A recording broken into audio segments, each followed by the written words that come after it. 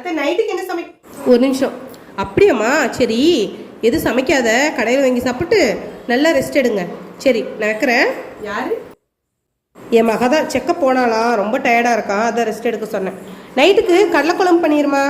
அது மட்டும் இல்லாமல் கூட யாரும் இல்லை, பாவம் 2வது 3வது குழந்தையா உன்ன மாதிரி.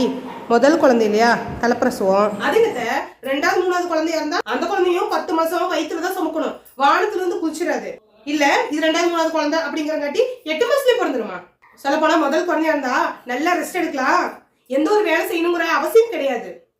அதே ஒரு 2வது குழந்தைய 3வது குழந்தையா இருக்கட்டும், குழந்தைங்களையும் பார்த்துக்கணும், வீட்டையும் பார்க்கணும், வீட்டு வேலையை பார்க்கணும், வீட்டுல இருக்கிறவங்களையும் பார்க்கணும். முடியலன்னு படுத்தா கூட செஞ்சே ஆகணும் அப்படிங்கிற கட்டாயத்துல இருக்கும். அவங்கள விட எங்களுக்கு தான் ரெஸ்ட் அதிகமா தேவை.